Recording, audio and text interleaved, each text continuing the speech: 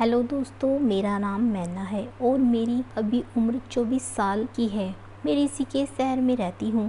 आज मैं आपको अपने साथ हुई एक सच्ची कहानी बताने जा रही हूँ। मेरी हाइट 5 फीट 5 इंच है। मैं दिखने में बहुत ही सुंदर थी। मेरे घर में हम 6 लोग रहते थे। मेरे घर में मेरे मौसा और मौसी जी हमारे साथ में रहते थे। मौसा जी की उम्र उस वक्त 35 साल की होगी। मैं 24 साल की थी। मौसा जी दिखने में बहुत सीधे लगते थे, लेकिन उनकी असलियत एक दिन मेरे सामने खुली। दोस्तों, कहानी में आगे बढ़ने से पहले वीडियो को लाइक और चैनल को सब्सक्राइब जरूर करें। दोस्तों, मैं उस समय जवानी की दहलीज पर थी। रोज़ मेरे मौसा मुझे बहुत घूर घूर कर देख रहे थे। मैं उस वक्त बीएससी लास्ट ईयर की पढ़ाई कर रही थी। मैं कॉलेज की सबसे खूबसूरत लड़की थी। इस बात पर मुझे कॉलेज में अवार्ड भी मिला था। तब से मुझे लड़के बहुत फ्रेंड रिक्वेस्ट भेज रहे थे और बात करने का प्रयास करते थे। मुझे दिन में लगभग डेली 5 से 6 प्रपोज तो ऐसे ही आ जाते थे।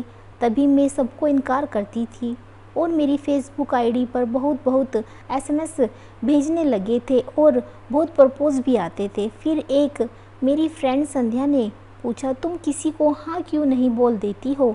इतने प्रपोज आते हैं तो, और मुझे देखो कोई लाइक नहीं करता है, एक प्रपोज नहीं आता है। तभी मुझे संध्या की एक बात सुनकर लगा कि संध्या सही बोल रही है। इधर घर में मेरे मौसा रोज मुझे गलत नज़र से ही देखते हैं। तो एक दिन मैं सुबह सुबह जल्दी कॉलेज में गई। कॉलेज को खुलने को अभी कुछ टाइम था। मैं जल्दी पहुंच गई थी तो मैं कैंटीन में बैठकर ऐसे ही रील्स देख रही थी। वहाँ पर एक हैंडसम लड़का आया।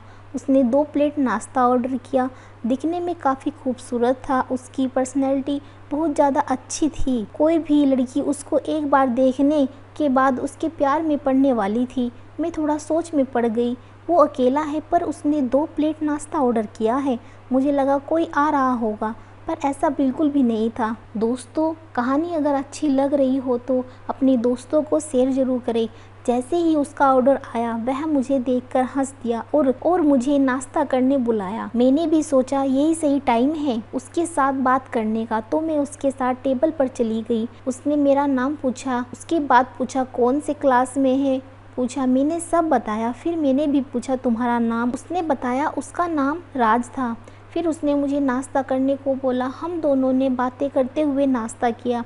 तभी उसने बोला, तुमसे बातें करके बहुत अच्छा लगा, क्या तुम अपना नंबर दे सकती हो? मैंने कहा हाँ बिल्कुल। मैंने भी उसको कहा तुम बहुत खूबसूरत हो। वह यह बात सुनकर हंस दिया।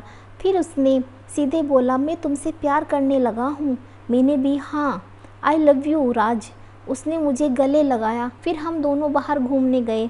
उसने मुझे इसके बारे में सब बताया। मैंने भी उसको बताया।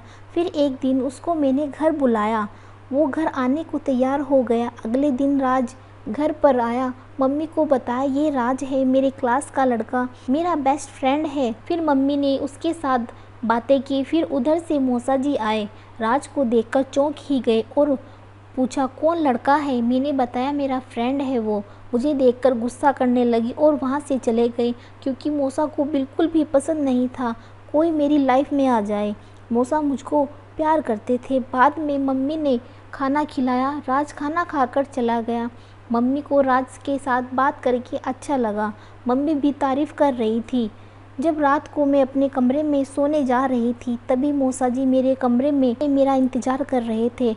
मैंने जैसे ही दरवाज़ा ओपन किया, मैं मौसा जी को देखकर पूरी तरह शॉक हो गई। आज तक मौसा जी ऐसे मेरे कमरे में बिना पूछे आते नहीं थे। मैं उनको देखकर थोड़ी डर भी गई थी। फिर मौसा जी ने मुझे दरवाज़ा बंद करने को कहा और पूछा क्या रिलेशन है तुम्हारा उस लड़के के साथ? मैं पूरी तरह डर गई थी। सिर्फ राज मेरा फ्रेंड है, जैसा आप सोच रहे हो वैसा कुछ भी नहीं है। फिर मौसा ने मुझे पकड़ लिया और बोले ऐसा कुछ भी रिलेशन देखा तो देख लेना। यह धमकी देकर मौसा कमरे के बाहर चले गए। मैंने अगले दिन राज को यह सब बात बता दी। राज काफ़ी गुस्सा हो गया था। उसके बाद मौसा जी मुझको बड़े ध्यान से देखा करते थे। मैं कहाँ जाती, कहाँ कितने बजे जाती, कितने बजे आती, मुझ पर बहुत नज़र रखने लगे थे। एक बार मैं कॉलेज से वापस आई। मैंने शर्ट के नीचे कुछ भी नहीं पहनी थी। मैंने मौसा जी को मेरे और घूरते हुए देखा। पता नहीं मुझे क्या हुआ, उनको देखकर अचानक से घबराहट हो गई और उन्हीं के सामने उचक उचक कर चलकर अपने कमरे में गई। तो मेरे मौसा जी को ऐसा लग गया कि इसने कुछ गड़बड़ की है। जैसे मैं अपने कमरे में गई, उसके 5-10 मिनट के बाद मौसा जी मेरे कमरे में आए और फिर से पूछने लगे। फिर मैंने देखा कि मौसा जी आज बहुत गुस्से में थे। मैंने उनसे पूछा कि मौसा जी क्या हुआ? मैं समझ गई थी कि मौसा जी मेरे दीवाने हो चुके थे, इसलिए मुझ पर थोड़ी थोड़ी बात पर शक कर रहे थे। फिर मेरा मौसा जी के सामने इस तरह सिलसिला शुरू हो गया। मुझे जब भी मौका मिलता मौसा जी के सामने कुछ ना कुछ मैं नाटक करने लगी। उनको ऐसा लगने लगा इसने कुछ गड़बड़ की है। मौसा जी के साथ ऐसे ही मेरा मजाक का सिलसिला चलता रहा, लेकिन बेचारे कुछ कर नहीं पाते। फिर एक दिन मैंने डिसाइड किया कि इसे दूसरे लेवल तक पहुंचाने की स्टेज आ गई है। एक दिन मौसा जी और मैं टीवी रूम में अकेले ही थे और मैं सोफे पर लेटी हुई थी और मैंने रजाई ओढ़ रखी थी। मौसा जी भी उसी सोफे पर मेरे पैरों के पास बैठकर टीवी देख रहे थे। फिर मैंने सोचा मौका सही है, मौसा जी का पूरा ध्यान टीवी में था। तभी मैं बेड से निकल गई और रजाई मैंने उस जगह रख दी। फिर मैंने मौसा जी को कहा कि मौसा जी क्या देख रहे हो? मौसा जी बोले टीवी देख रहा हूँ, दिख नहीं रहा। मैंने कहा क्या टीवी देख रहे हो?